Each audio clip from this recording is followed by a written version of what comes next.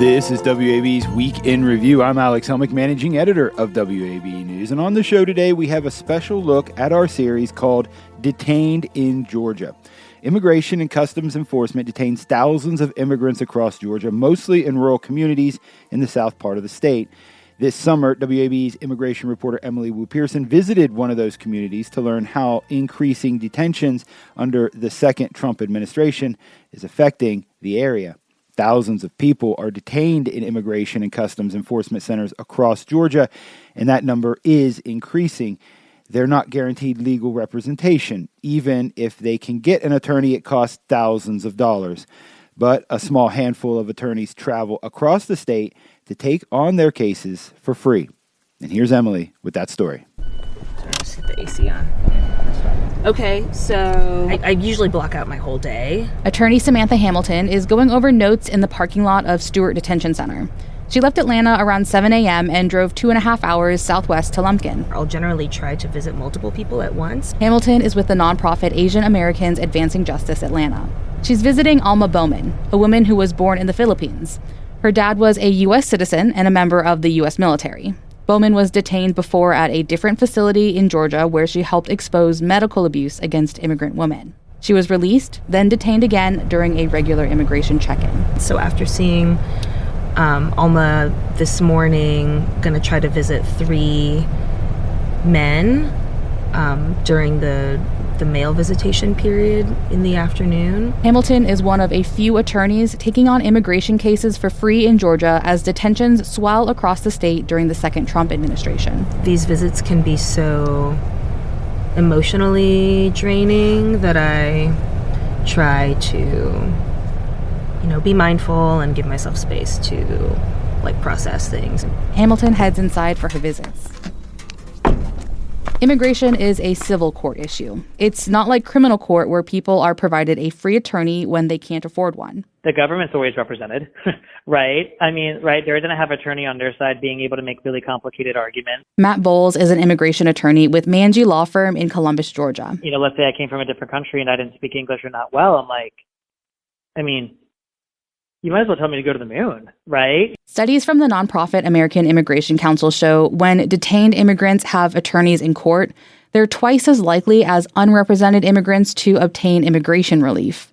Bowles used to live in Lumpkin and provide free legal representation to people at Stewart Detention Center through the Southern Poverty Law Center's Southeast Immigrant Freedom Initiative. He says having a team of immigration attorneys living in Lumpkin meant more people had faster access to representation. Before I could be like, hey, there's this nonprofit looking into these conditions issues or looking into access issues.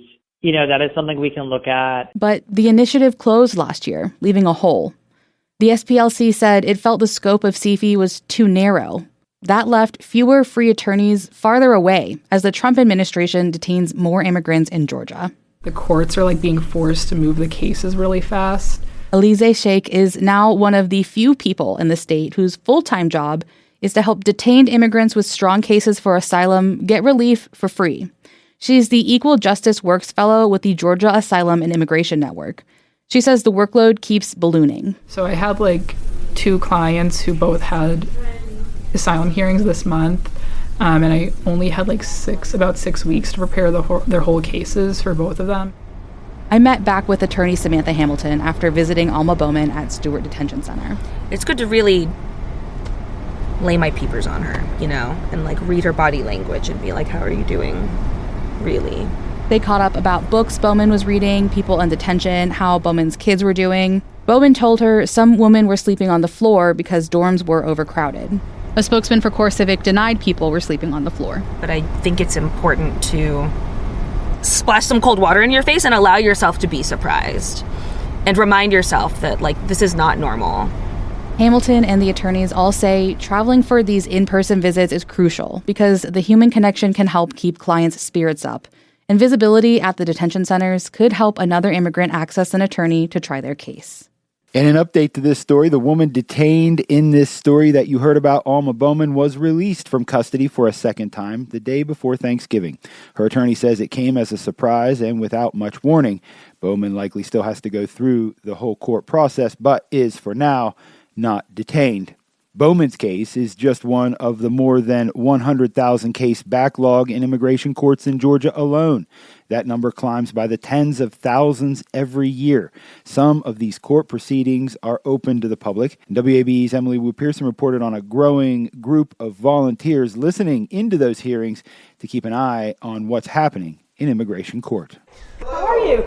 So I am getting everything pulled up online. Great. And I'll show you what it looks like. On an early weekday morning in Atlanta, Lauren Waits clicks through a Department of Justice website. And the dog will be quiet in a minute or two, I would imagine. That's one of her dogs, Novio, barking in the background. She's logging on to watch immigration judge James Ward hold bond hearings at Stewart Immigration Court in Lumpkin, Georgia. Oh, look, and it's already got me in there, observer. Waits volunteers with the Georgia Asylum and Immigration Network's Court Watch program. The nonprofit launched the program to collect information about bond hearings, so attorneys and advocates in the region can understand if there are trends when it comes to judges' decisions about immigrants asking to be released from detention. These hearings are public, and so the public should be in them, and they should be aware of how the immigration system is functioning. Adriana Heffley is the legal director at GAIN.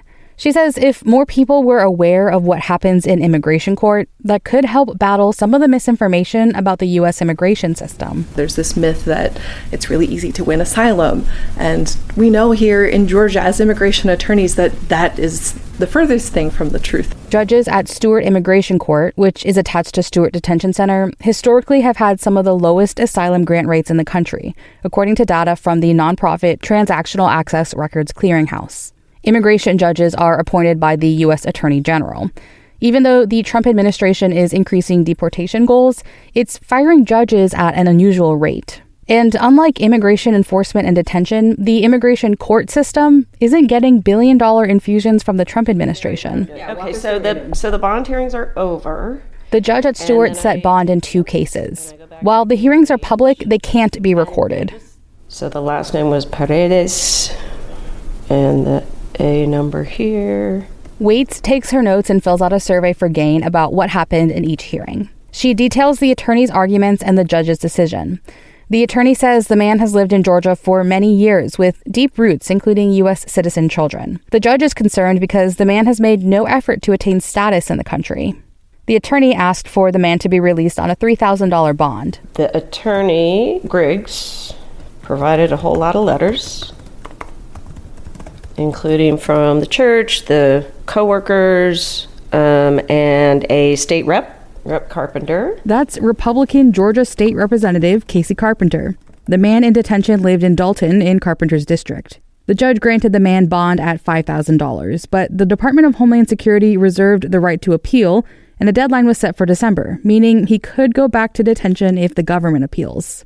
And his case would add to the backlog in immigration court. And so just being able to witness what is happening. And Heffley from GAIN says she wants the public to understand immigration court and counter some of the misinformation, or maybe releasing some previously held beliefs that were not entirely accurate. And she says she wants to shine light on a system that feels hidden. Note of disclosure, Lauren Waits worked at WABE from January to June of 2015.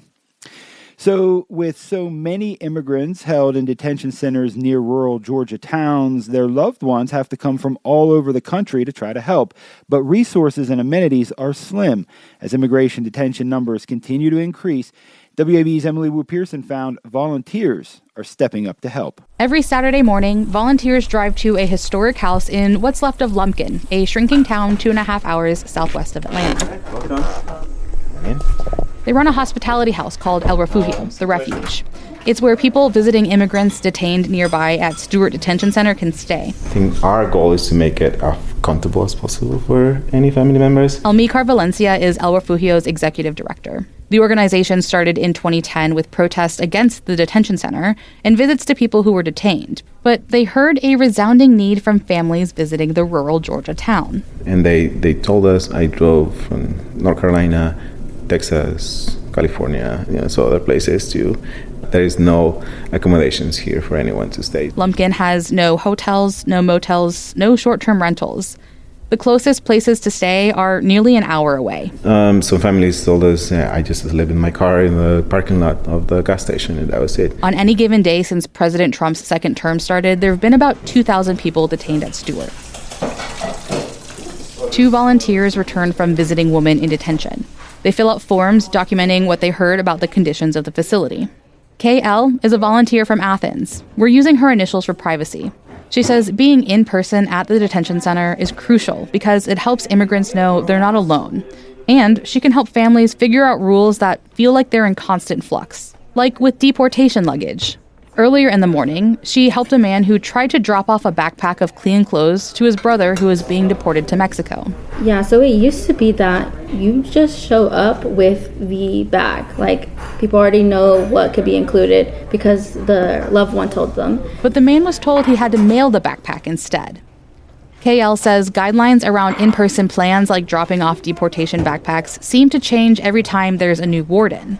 CoreCivic, the private prison company that runs Stewart, says these guidelines were updated this year and were approved by ICE, but didn't comment on how often the rules change.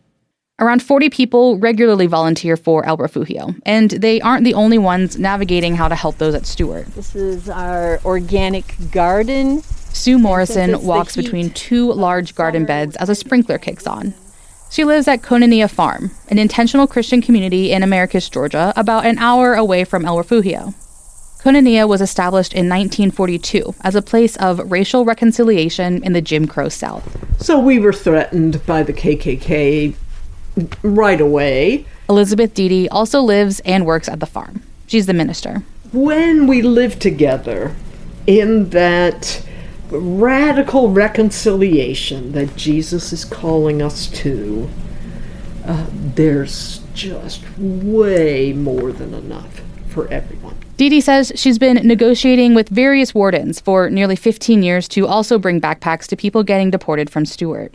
Morrison says Konania's residents see their physical proximity to the detention center as an opportunity to love others. We're all about the Sermon on the Mount, love your neighbor as yourself. Volunteers at El Refugio and residents at Konania both say they'll continue to help immigrants and their families as long as Stewart Detention Center remains open.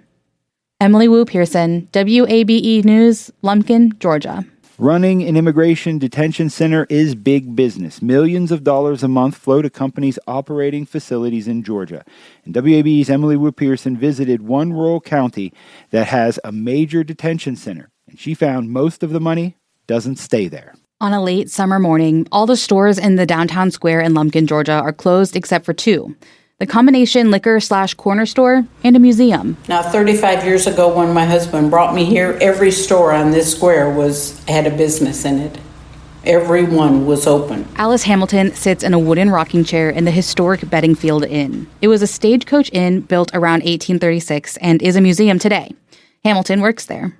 In the 1850s, Stewart County was one of Georgia's most populous counties. The economy ballooned after white settlers drove out Native Americans and brought slaves to grow cotton. But when the railroad was built, it bypassed the county and people left to follow jobs. Now, Stewart County is one of the poorest counties in the country, according to census data. That's hurt to see the businesses fall away. Mac Moy is the county manager and a 5th-generation resident. Stewart County's history is mixed together with the really bad decisions that we've made over the years with slavery and Indian removal, and now the history of American immigration. Private prison company CoreCivic runs Stewart Detention Center, an immigration and customs enforcement facility just outside of Lumpkin. As of 2023, the federal government was spending at least $3.3 million a month to operate the detention center, according to a Department of Homeland Security report. But most of that money doesn't stay with the county. WABE reviewed Stewart County's tax records and found the county government receives around $600,000 a year on average from the facility in fees.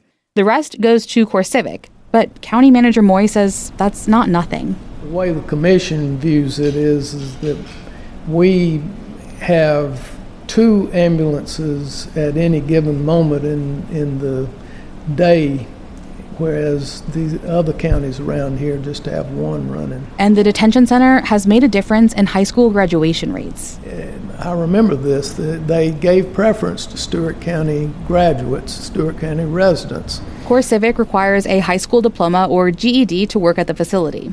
Moy says before the chance at a job at the detention center, the county's high school graduation rate was around 47%. Now it tops 90%. people were able to come straight out of high school into a job. That's the first time ever that was possible in this county. But Moy says there's an irony in that. The better educated graduates go to bigger cities to work where there's affordable apartments and better paying jobs. A spokesman for CoreCivic said in a statement, they strive to be a positive member of the community and provide meaningful career opportunities for those who choose to work there. Moy says the detention center can employ hundreds of people, but by his count, only about 90 employees come from Stewart County. And I think the single biggest issue is housing. And that is a problem that we Stewart Countyans have to deal with. Moy says the county applied for a grant with the Georgia Department of Community Affairs to learn how rural communities like his can address the lack of housing.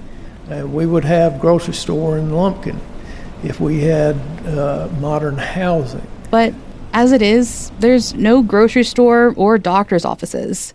There's a handful of places to eat and a Dollar General, Dollar Tree, and a Family Dollar. That's your lot in life if you live in a real small town. Alice Hamilton says she's had to leave town to do normal tasks. Her doctor is about 40 miles away in Americus. The grocery store is 10 miles down the road in Richland. She gets her hair done about 30 miles away in Plains. That's where the vet and groomer is, too. Well, I think mostly everybody who works here go away from here because there really isn't anything here. Mm-hmm. There's nothing here. After nearly 20 years in the area, Stewart Detention Center is not able to single-handedly revive this community. But County Manager Moy says he hopes the county can attract affordable housing and the people with it who will rejuvenate the area. Emily Wu Pearson, WABE News, Lumpkin, Georgia. That's all for this special episode of the Week in Review. For more on our Detained in Georgia series, including pictures, news, videos, and plenty of other extras, go to wabe.org/detention. That's wabe.org/detention. I'm Alex Helmick. Thank you for supporting WABE News and for listening to the Week in Review.